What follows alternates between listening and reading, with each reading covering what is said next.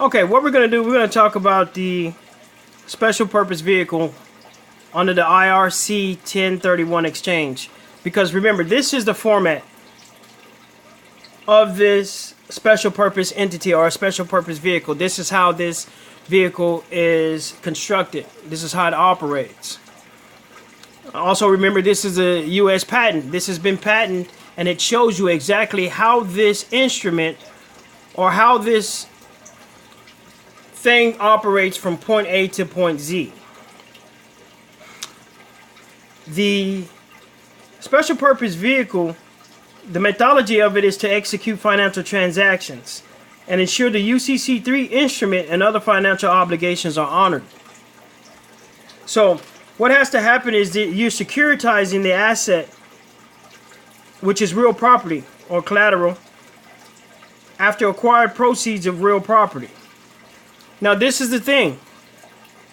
As we talked about before in the IRC 1031, before, it is not legal for stocks and bonds and other properties are listed as expressly excluded.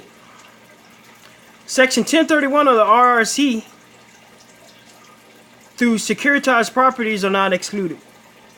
To qualify for Section 1031 of the IRC code, the properties in exchange must be held for the productive use in a trade or a business or for investment. That's where you get your REITs from, your real estate investment trust.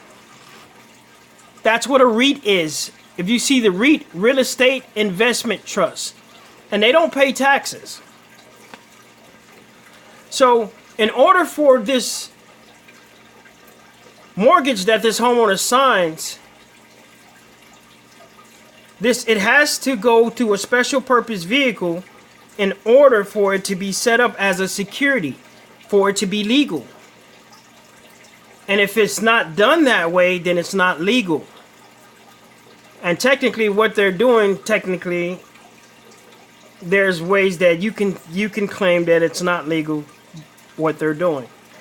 But for this to qualify to be able to put it up as a security, it has to be done in this way.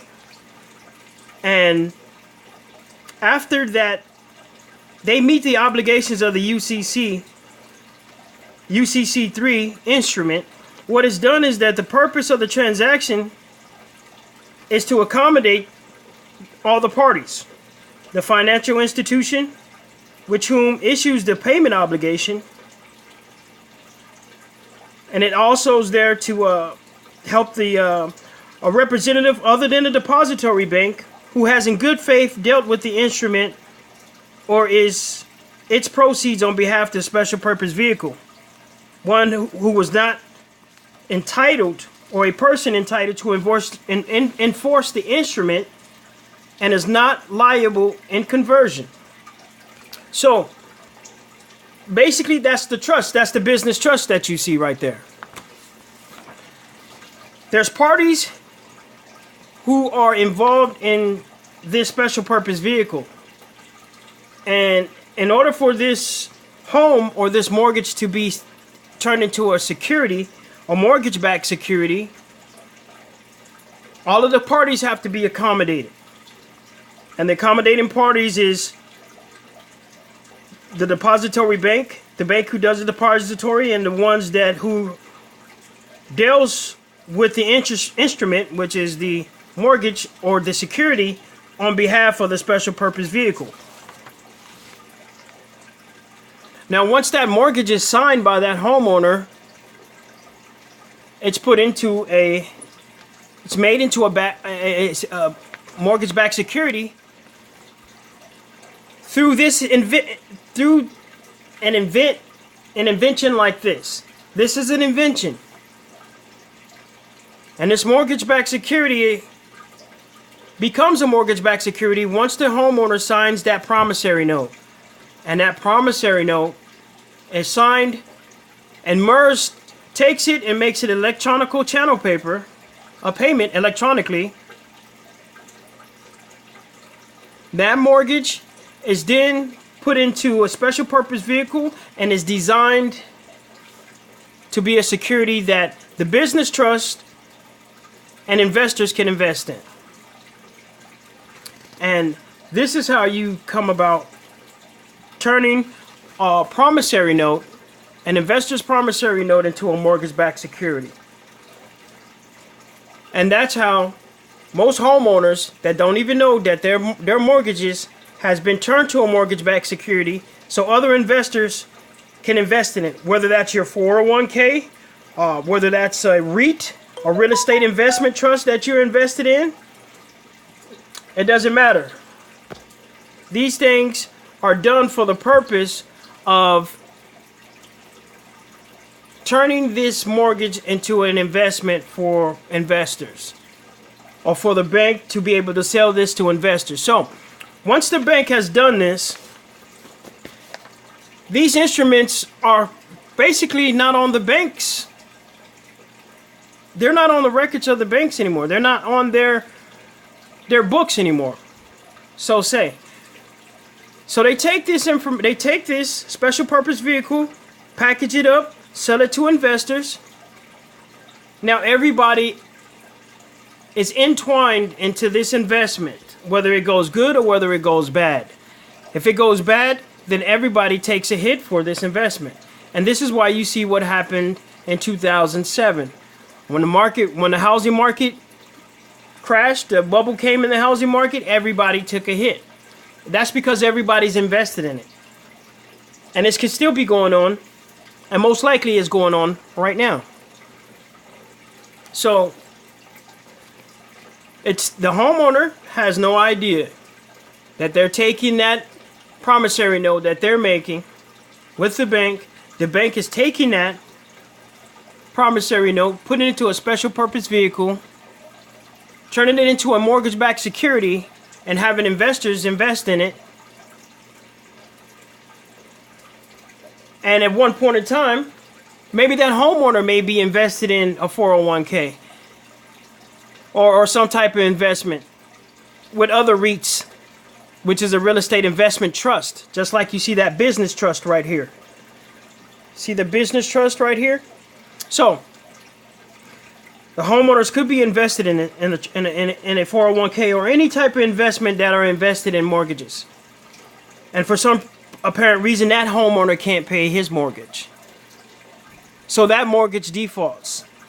So other people who are invested in this homeowner's home through a mortgage-backed security on a 401k or something, they are not receiving their payment, so they can't pay their mortgages. So it becomes a trickle-down effect, affecting everyone who is involved in these type of mortgages or type of investments. Most homeowners don't even know how this operates. That's why we wanted to put the information and the knowledge out there for you guys. These are patents.